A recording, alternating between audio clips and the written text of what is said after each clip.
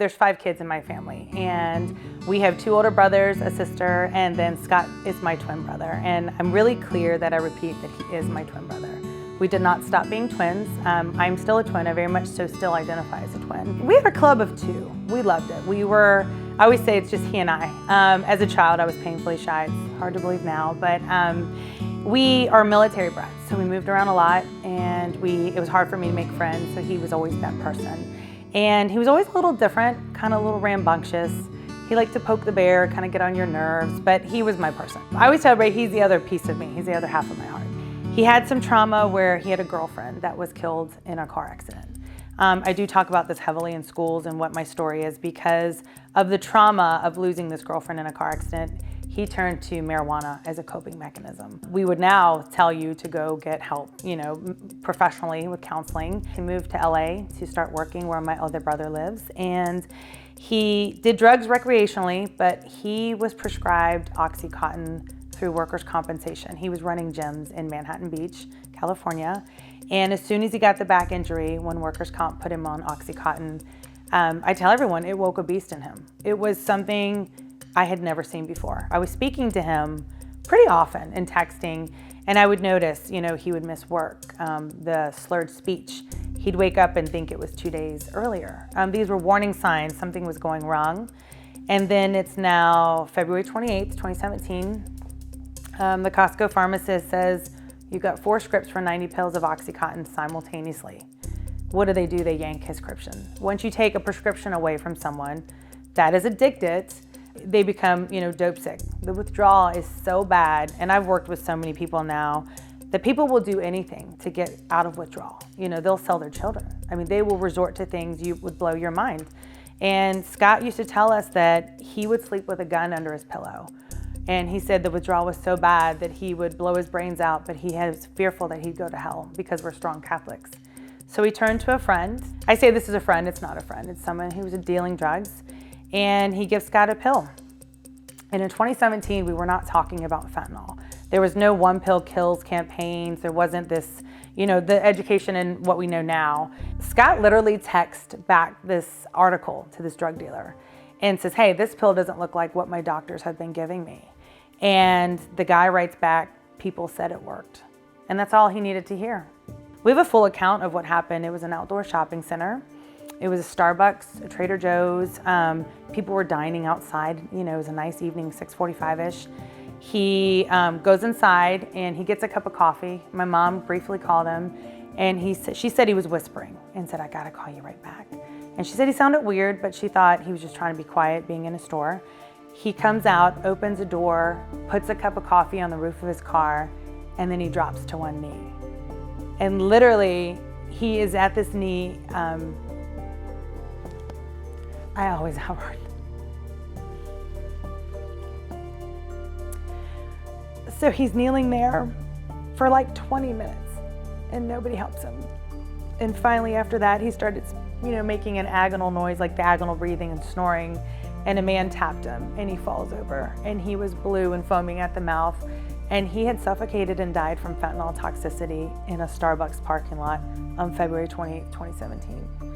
And as you can see, this has destroyed our family. It's been 7 years, and there's not a day that goes by that I don't think of him. We were told that his toxicology showed that he died literally from one pill, but there was enough fentanyl in that one pill that could kill an elephant. And they don't even know, once they did call 911, the ambulance arrived in 3 minutes. And if someone had Narcan on them, you don't know if it would have saved him because it was such a large amount in his body. It might have taken several, times with Narcan. So these are alarming facts. It was one pill, and he had no idea how much. He didn't even know he's taking fentanyl. There's not a moment that goes by, there's not a minute, honestly, that he's not constantly on my mind, because all of this was preventable. All of this should never have happened. This doesn't happen to my family. It's those other families, those kids that don't know their parents or homeless or something. I was very judgmental of someone battling or the families it affects until it became mine.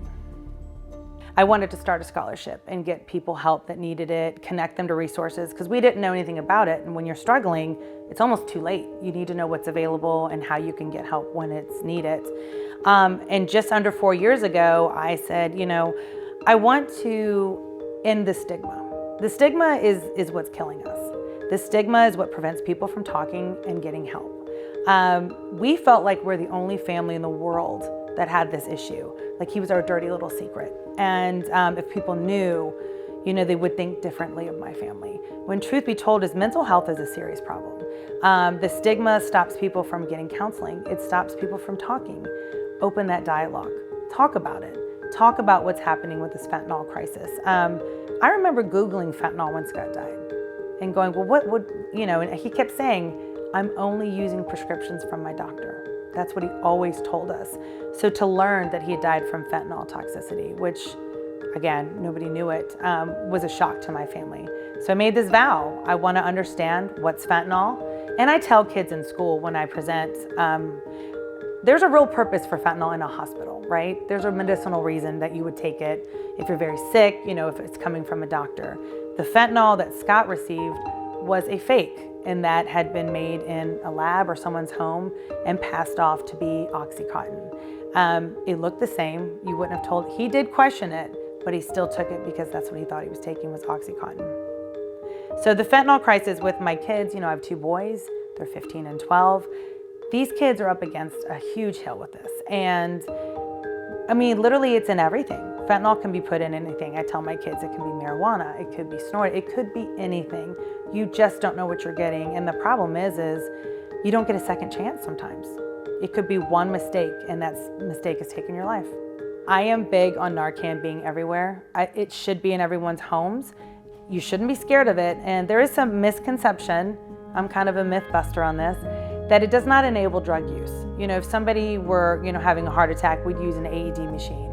Or if they're diabetic, you'd give them insulin. People are unknowingly taking fentanyl and dying, and our ignorance is letting them die. So I am really pushing for Narcan to be everywhere.